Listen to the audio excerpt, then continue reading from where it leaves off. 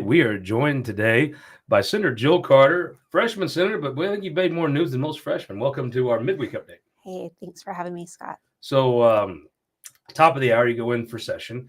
Last we got the budget done, FRA done. Not without controversy, but I tell you, I didn't think the questions that were asked on the floor were any kind of a filibuster. People say, "Oh, they took forever. They went after Lincoln." I didn't see that. I don't think a question about what's in the budget is anything but doing your job. And I thought Senator Eigel got a little bit personal, but for the most part, they were there to be ornery to a certain extent. But I thought it was a pretty professional budget debate.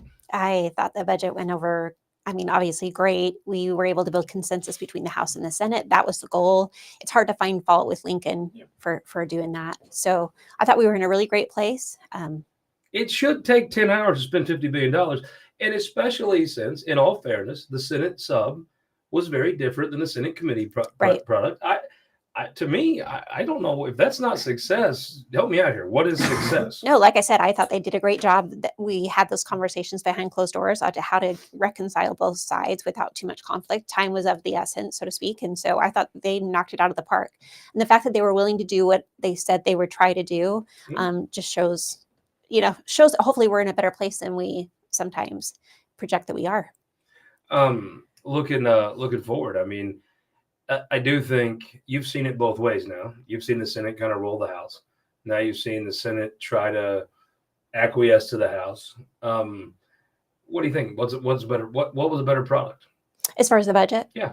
Obviously I'm a conservative, so I tend to lean toward more of the House side, but you also have things that go on in the Senate that are important to the senators as well. So like I said, I thought it was a great process. I thought Lincoln and Cody both did a great job doing what they did. It's not something that you want to necessarily see become a habit of just rolling things out and not having their committees meet. See, I thought Senator Hoskins made a good point. I think that conference process is another step and another check. I thought he made, nobody has seen more of these than Denny. He's actually a CPA. Right. I thought that was, I didn't, to me, I wouldn't have been as worried about the threats. To me, if you just do you can only control what you control, right? Right. You do your job. But I thought it was, Cody Smith's a nice guy. I thought it was nice for a nice guy to have a good day. He's probably had the short end of some of these for a while, and to get the good end, good for him, right? It evens that. He's a good man. No, right. They helped rein it in a little bit. Like I said, I thought the discussions were helpful. It was something that we all had a little bit of heartburn about how we were going to get there, and to try to do that in the most amiable way and yet kind of rein it back in a little bit. I thought it was perfect. Let's talk IP reform. You're coming in top of the hour. Senator O'Loughlin said on This Weekend Missouri Politics Sunday, you went to IP, kind of like an exhibition IP debate Thursday last week, but this week it seems they're going to go to it. There's two paths, right? If you go to the House bill, you could amend it. You go to the Senate bill, kind of got to vote on it. Going to the House bill will be interesting. They strip off all the, we'll call it ballot candy. To me, it's funny. I watched a lot of Republicans sit in chairs and tell me how bad Clean Missouri was. Oh, you're trying to be shady and deceive people. Right. And they were. They totally were. Yeah. The court said that's fine. You can deceive people. And so the Republicans do the same thing. Am I wrong? This is a distraction from the issue, right?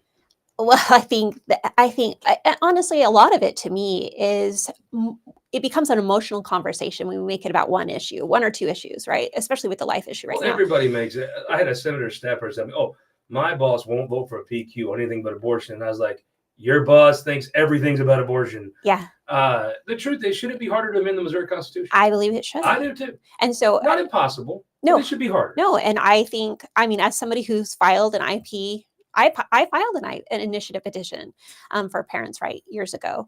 And so do I want to make that process more difficult as far as the signatures? I do not. I think people have a right to have access to government and to self-correct it when necessary.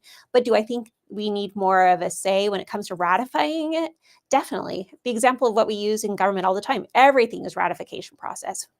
You'd be hard pressed to find a situation where we just do a majority vote. Mm-hmm. Even being an elected official, that's through ratification. We pass legislation through ratification. You have people coming from the districts that are elected, they are sent to the Capitol, and you vote. That's a ratification form of government in a way that we don't really discuss. So go ahead. there is a deceptive manner when you're saying, well, citizens voting, that's important to put this in with that. That there's hogs, dogs, and logs. You're using the Democrats' playbook against them, right? Oh, well, I'm going to say, I have not looked at the ballot language in the HJR, so I'm gonna withhold my opinion on that one. Should these things be a single issue? Because I think you could make the case to the people of Missouri. This Constitution's been abused. This process has a lot of silly things in it. People talk about smoking pot and bingo and all that. Well, fine. I think probably what the folks did was what the folks wanted. But at the end of the day, I think it should be harder for the legislature to change the statute passed by the public. And it should be harder for the public to amend the Constitution. It's a big deal. But this is a distraction, right? I mean, citizen voting and these other little distractions are no different than lobbyists gives in with Clean Missouri. They wanted to gerrymander districts differently. It's all, they're both. I mean, I don't want to say the word. I'd be embarrassed, but if I was back home, we call it BS. I always have a hard time doing things without feeling like I'm being sincere or educating the people that I represent in the actual process of it. So anytime you have an opportunity to say, this is why we're doing what we're doing, I think we have to. But to say it's a distraction, I think that's the big conundrum we put ourselves in. We don't take the time really to educate people on the process as much as we should. And so how do we get some of these bigger issues across the finish line? That's the difficult ask. And so for them to put something like that in there, I think that's where they go, because they don't feel like they've got, the time to educate the people and to let them know, look, it really isn't about these emotional issues, but it is about our most founding document and having access to it and how we change it. So those are heavier lifts, right, than just putting a title on a bill. So when you break it down, would you support putting all the Clean Missouri type stuff in the IP reform process? I don't know that I would put all of it in there. But you'd support some distractions. Could you drive back to Southwest Missouri Friday evening with an IP going to the ballot that just was straight up? Should we make it harder to change the Constitution? Would you be okay with that? I would be okay with that. It feels like to me it's going to come down to, you're going to have Eigel Incorporated take to the floor, and they're going to say, no, you have to add all this stuff. And you're going to have Cindy and Caleb, who just couldn't have passed a budget without the Democrats. Right. Couldn't have passed. There would be no hospital in your district. There'd be none without J.J. Rizzo. Your people would have no hospital without John Rizzo. I think it'd be hard, if I was Cindy O'Laughlin, to look at John Rizzo and say, you have been a great statesman. You have served this state incredibly well. I'm going to screw you in your last week. I just don't see her doing that. Do you? I don't know what she'll end up doing. Like I said, it's a big job, big chair. It's a difficult walk. It's something, like I said, that we're in a situation right now where all of society is kind of shoved up against the wall, and we're trying to figure out who it is that we are. The grassroots aren't wrong to say. By the way, shout out to your former chief of staff for taking over the state convention. That's kind of cool. That is cool. People have asked me, what does she do? And I'm like, I don't actually know what she did, but I'm happy for her. I'm a fan of Sophie's. That was kind of neat, right? Well, I think that, again, to go back to what I was saying, we really need to determine who it is we are. You do have, as somebody who came up here as a grassroots person for 12, 13 years, being up here prior, there is this sentiment that they do not see government responding or reacting to their concerns or validating the concerns of the average Joe American out there, right? And so there is this pushback in the swell of, while you're trying to give them validity and lend, we have to also correct, because both sides, we've talked about this, both sides are not always right. And so Absolutely. While you're trying to study and say, okay, lend validity to the concerns of the average Joe American, you have to also at the same time say, okay, it's not right to just burn it down either, because that also has negative consequences. So you're trying to find this balance between, educating so that they know the process, while at the same time validating or getting other government to respond and validate the needs and the fears and concerns of the grassroots. Do you feel like you have a more powerful voice to people? Because, the fact that you're a state senator, you beat an incumbent in the primary.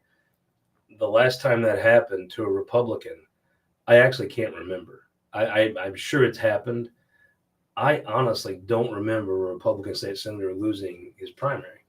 I remember a couple of Democrats. Robin Wright Jones lost hers. But that is a rare thing. And when you come up here and you look under the tent and you say, look, you do this for a reason. I understand the frustration, but we have to do this, A plus B equals C. Do you think you have a more powerful voice than most folks in that? Just having the background that I do. I mean, that's part of the concern. There's nothing that I'm not going to do. I vote my conscience, my constituents, and then my caucus. And so when you're somewhat boxed in to say you have to vote a certain way based on the perception, we're in a dangerous place. So I'm trying to educate people to say, okay, here's what's really going on, or here's some conversations that haven't been had, or here's some that have been conversations that have happened. And then how do we move the ball forward together so everybody's on the same page and it's not becoming so political. Too much of all of this is political. It's not about governance. Yeah, people talk about how they have the cameras on the U.S. Senate. That's when the U.S. Senate stopped. Well, you have folks that preen for Facebook a lot. Right. And they're not hard to find. Right. I mean, they are, it is easy to tell the folks that are out there wanting attention for the internet. Right. And again, I have some understanding for folks that are angry. It may be your Facebook follower type person that's like, oh, whatever, everything's a lie. I don't care. I'm blowing it up. I kind of get that. No, I totally get that. The F-150 campaign tour starts Saturday morning. I like to get out and visit with. I was in Henry County the other day, and I get it. It doesn't make it the smart move. Well, when they're having a hard time putting groceries on their table and food in their gas tank, right? And they're working 2 jobs and they can't, no, they're at the point. And like I said, there's validity to what their concerns are when they're watching the national environment and the international politics of everything. But at the same time, there's an element that I've seen where we have to make sure we're doing our due diligence as we respond to them to make sure that, listen, okay, there's a step process in this also. You have to have conversations with people you sometimes disagree with. Often the conversations that I've had that are most productive are the ones that I've perceived as not being able to have anything in common with. I have watched you win over a lot of your colleagues that I think folks would have been like, what? Wait a minute. She can work with that person. You had a fresh perspective. And I think maybe the next evolution of your Senate career, you were a member of something called a Freedom Caucus. Right. Like, I didn't know what Lemke's old caucus was. I was just called the Lemke Caucus. And I said that with respect. I'm a big fan of Jim's. But now it's an official Freedom Caucus, kind of tied into some Washington type movement stuff. You stepped aside from that. And I think there's some folks, look, Bill torments folks, just torments them. It's not funny if you're the person he's tormenting. It's not always a bad thing. Sometimes. Yeah, that's what I say. But it is. There's an element of people lose their mind, but I think Bill does. But the way this went, I didn't see, from what I read your statement, as you, I don't know, I didn't see you declaring war on those folks. You may be in a position, well, and I've seen Senator Moon be in that position in the last 2 or 3 weeks of being that bridge between folks who want to burn it all down and folks that want to accomplish things. I've watched Senator Moon really evolve when I don't know the details, and I always like to make it clear when I know something, I'll say it. My observation from setting up at the peanut gallery was that Senator Moon made a deal on the FRA, and Senator Moon agreed to sit down and let it pass. And when the other side did their part, he was keeping his word. And I think there's some Mike folks, often does. Yeah. I've never seen him not. Yeah. And I think there's some folks that were, I don't know, surprised by that, but they were just surprised at his ability to start going from a person you had to win over to a person that was building a bridge. I think Mike's had a great year this year. I do too. I've always looked up to Mike, but this year he's really put himself in a really great place. And I think he has more stroke than he ever has. Yeah. Mike Moon's what people I think miss is there's some folks on the internet that love when he gets on there and reads one of those god-awful boring books. That's not when Mike Moon's being effective. Sometimes, but for the most part, I've seen him really be effective this session is the leaders in and out of his office, wanting to know what'll work. He's in and out of other people's offices. That's the Mike Moon I've seen be actually moving pieces around the board. When he's on the floor reading a book, that's not when he's accomplishing things. That used to be his best play. I think that's his best pitch. That's his 4th best pitch now. No, and I think, I have a tendency to be like-minded, but I think the going out on the floor is not the place you start. And if it gets there, it's then I have no problem getting there. You know what I mean? But it's usually not the place where things work out either. No, and you may need to go like they did a 40-hour filibuster, and I'm sorry, I don't, with all respect, I don't think they got anything out of it. I believe this floor leader when she says we give them nothing, they just quit, and I think you're going to see today. Let's do predictions. I'll start. I don't think you PQ IP reform. Do you? Give me a prediction of what happens. I'm going to say they don't. Hopefully you don't have to. I mean, that's never. But at the end of the day, I think Senator Igo would like to force that. I think that's exactly what he'd like to do, was force a PQ. I mean, I'm sure he'd love the Democrats just all give in and say, okay, we've worked with you guys forever now. We're gonna lay down. I don't think even Bill Igo has animosity toward JJ Rizzo. Oh, I don't. It'd be difficult to have. I agree. He's a great. But I think he's statesman. Totally fine if they'll go in and PQ it. I don't think he's upset at all by that. And I think that the Senate's probably going to say no. Am I wrong? I'm going to just pause on that. I respect that. I guess it'll surprise me if that's where this ends. I'll be a surprise to Billy. I'll be texting you. Yeah, it'll be very interesting to see. And the funny part is, I think you're going to know, right? If they go to the Senate bill, okay, here we go. This is getting to be bad news. Go to the House bill. My assumption is you would have a hard time voting to strip out the. I'm going to say that I would have a hard time going.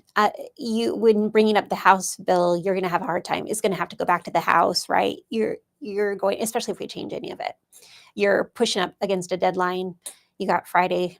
But if you take the bill up today and you strip it back to what the Senate had, send the House bill back over. Why do that? Well, if you don't, what's the alternative? You don't. Take up the Senate bill and pass it. And the Democrats say no. Because we think you should vote on one thing at a time now. Because they're total hypocrites too. Total hypocrites. Mm-hmm. Now they say, well, you can't merge subjects together. That's not right. Well, one deals with it's a completely different article, right? Well, come on. The threshold. Oh, there are a bunch of Mexicans voting. If we're gonna talk about it, I mean that is an issue. And then if you're gonna change the threshold, a bunch of Mexicans voting in Pineville? Is there a huge Mexican population? When you voted in the Ocean, did you see a bunch of Mexicans coming out when you was going in? Well, my because over here population is a lot difficult. I didn't see any Mexicans voting in Cole County. Again, you want to talk about that one issue, or you want to talk about the process of really ratifying our Constitution. And so if you're talking about the article that it's involved, that we're talking about to a change, then you're also talking about the signatures thresholds being different. You are changing access to being able to have the citizens be able to change through the IP. You're changing IP reform. You're not just changing ratification process with the HJR. And so that's where my pause or apprehension comes. You start messing with those signatures and I'm going to have an issue. Are you the only senator that's ever filed an IP? Honestly, like as a citizen? Yeah. That might be. I knew you did that, but I totally forgot about it, for the truth. Yeah. Too many Bud Lights. You might be the only person in that chamber that's actually done this. No, trust me. And it was from a level of frustration, right? Tell me what it was. It was parents' rights. And what did all of that entail? Well, it had a lot to do with the Department of Ed. Yeah. Big shock, right? I'm stunned. So Carla Esslinger doesn't fix that. Or are you just forgetting rid of it? We're going to be good friends. I'm saying, I really think Desi's last vote, if you're across the street right now, either fall in behind Carla or get a different occupation. Because I don't think there'll be as many jobs in that building. If Carla Esslinger isn't successful, I think Desi's going to be able to fit Desi in 20, 30 employees. Oh, well, and I'll help change that. Right. I mean, no, if she doesn't shake them, I've thought about this. I think she will. I'm going to give her. Yep, she will. But you tell me, I really think this is, if you're a bureaucrat over at Desi and you hate change, you don't want to be told what to do. I get all that. But if you don't follow Carla Esslinger's lead, you're done, right? Well, they're on the time clock, in my opinion. Period. Anyway, right? I mean, I've been up here for 13 years begging. What does Desi even do? I don't even know. I can tell you what. Well, they do too much of too many things. When you point out rampant corruption, obvious corruption, I'll tell you what they do. They swear to God they don't do a thing all day. There's nothing Desi does. They don't do anything about it. They swear to God they have. And then they say, if you see Lincoln, tell him we need more money. That's what DESE does. Well, you have 400 school districts that wrote a letter asking the governor to veto the biggest money grab that our public schools would have gotten in forever. The day of just saying that our schools, and this, I've seen this at the Capitol where everybody says they just want more money. Well, they were handed a golden, pot at the end of the rainbow, and they are asking for reform. I'll give you my take. There are far, far, far more good administrators than bad. Far more. 10 to 1, I'd say. The problem is nobody reins in the bad one. And that 5% that you're going to have bad house painters, bad gutter cleaners, dog washers, and superintendents. Well, and where do those bad ones usually go? They usually go over to the Department of Ed. Well, I'll tell you what they do. They go to DeSoto and they pay him $100,000 to leave, like Cornman, the worst of the worst. And then Cornman, after he takes taxpayer money to go away on the promise he'll never come back. He had to sign a promise. I will never apply here again. Then they have this little network of good old boys. Yeah, they do. That sticks him over here for a while and sticks him over there. Then they run into me.